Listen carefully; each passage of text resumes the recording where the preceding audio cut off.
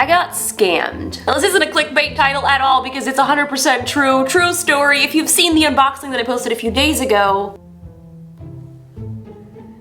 during that entire unboxing video, I was super suspicious from the very start. This is not the handiwork of an original unboxed iPhone. I just want to tell you, unfortunately for myself, but fortunately for everyone else in the world, I am extremely naive and I want to believe that there is good in the world and everyone is nice and kind and they would never just willingly screw someone over. But who am I kidding? This is the internet. That's like the most contradictory thought that you could ever have. There were so many telltale signs that the 3GS phone that I bought that said it was factory sealed was in fact not factory sealed at all. There was a very common theme in the comments, and most of you guys who especially are Apple fans said, Justine, why did you not watch Everything Apple Pro's video?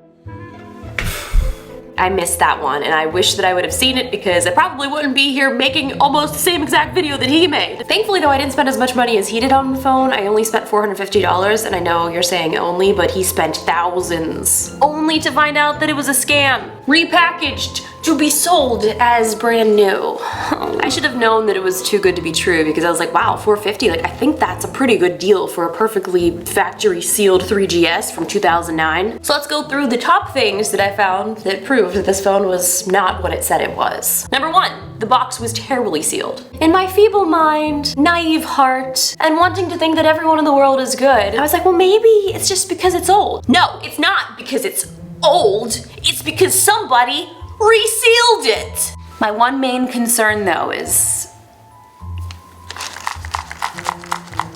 after doing a few simple searches, it is actually really easy to reseal a box and then make it look like it's new. Well, you didn't even do a very good job of making it look like it was new, bro, but I looked past it. This is what we came for. I moved on to number two. Now, if nothing else, this was the huge red flag for me. I was like, this can't be. There's absolutely no way that Apple would have made this mistake. They would never, ever do this. These people are liars. There was a terribly placed screen protector over top of it when I opened it. And not only that, there was a perforated little line that clearly made it seem like this was some sort of a roll type thing, and they just threw it down, ripped it off, and on you go. I wanted to believe. Number three, is this something that looks brand new? No. It's like super scuffed. There's fingerprints on it. Ugh. But yet, I still wished to believe. Number four, this is a very small detail, but one that was just another red flag just waving itself in front of my face. What's that? This is the little SIM card ejector. This was placed rather strangely wrapped up with the headphones. That I also thought was very weird because Apple is very particular about everything that they do. Everything has a place. And most of the time that I can recall, this was always neatly wrapped inside of here. On the same note of the SIM card, I was like, that's weird. This little cover seems to be super scratched. That's strange. I'm actually gonna see if there's anything in here. Okay, there is. There is still a SIM card. A brand new phone that has never been opened would not have a scratched cover like this. Can you see it? It's very faint. Actually, it's not that faint at all. It's like a huge gash. Number six. This is something that completely slipped my mind in the timeline of Apple history. So I guess it worked. I'm gonna not use iCloud.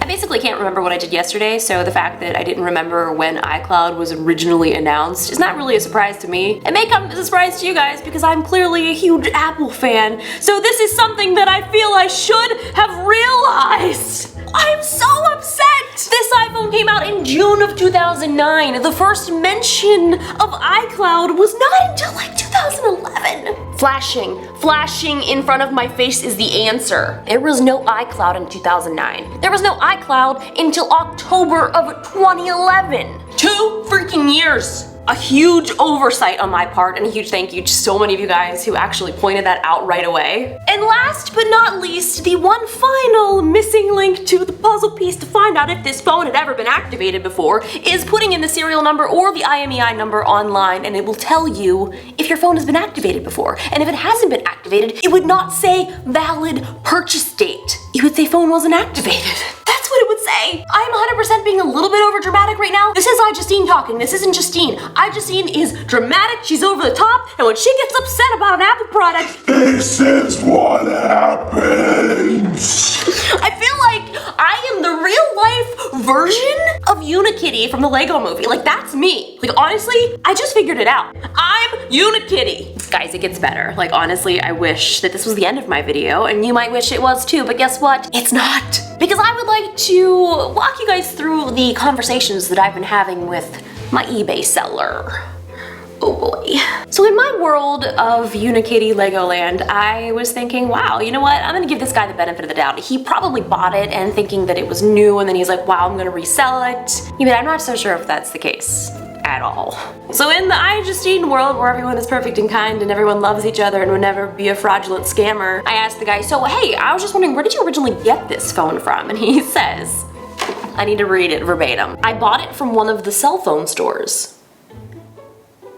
Cell phone stores? Okay. Still wanting to believe, having faith. Mistake number 1, 2, 3, 1 through 8. He tells me that he bought it 3 years ago from a store and it's a collectibles item. You know, kidding, why do you think I bought it? You think I bought it because I was like, I have $450 that I would like to just buy something that's in a box. For fun! Which is essentially what I did do. But yeah, I know it's a collector's item. He then proceeds to tell me that it only has value if it is sealed and unopened. Okay. Once you open it, then it doesn't have any collector value and it is highly undesirable. So is that how collector's items work? What? Continues to say that he purchased from a reliable store and cannot figure out why I would have opened the box. Exclamation point, exclamation point. What was the purpose of opening the box, he says. I had the iPhone 2, 3, and 3GS, all that I purchased from stores and kept it as collectible items, and he sold all 3. He even bought the new iPhone 7 from the same store and never had any issues. Well, you didn't have any other issues because nobody else opened the boxes, did they? And if they did open it, clearly they weren't as, maybe Apple knowledgeable as me or all of the Apple fans that watch my videos. I need a drink. So I wrote back and detailed everything that I just previously said in this video, and he starts getting a little sassy. I said that I wanted a mint condition 3GS phone, and it doesn't matter why I opened the box or what I wanted from this phone. Like, you advertised something and I purchased it as advertised. What is the use of a mint condition 3GS opened in your hand? Apple don't support this phone anymore, and almost all carriers are on 4G. So it's actually a very true statement, so you get 1 point. Before buying this item, I weight tested this product and it was accurate. And yeah, if you're gonna weight test, I mean, I'll be honest with you, this phone is in very good condition. So out of all of the things that had happened, it's a great phone. It's good. It's just not what I was expecting. Like, I was 100% lied to. And I take these things very seriously. When I bought the original iPod on eBay, there was no issues because I bought this as is. I knew it had been opened. I've never had any other issues on eBay before, so this is the first time that I've ever run into any type of issue, and I think the best thing about eBay is they do have a money-back guarantee, so buyers really end up always winning. So I'm not worried about that. I'm more concerned with anybody else who tries to buy a sealed iPhone. Don't make the same mistake that I made. Don't make the same mistake that everything Apple Pro made. I think that just means I need to watch a few more of his videos. So take the tips from me, take the tips from him, and be careful out there, because in the world of Unikitty and iJustine, everyone is perfect and nice and kind and harmless, but that's not the real world, kids, at all. All right, well, I'm gonna go play Zelda, so at least there's that. I love you guys. I'll see you later.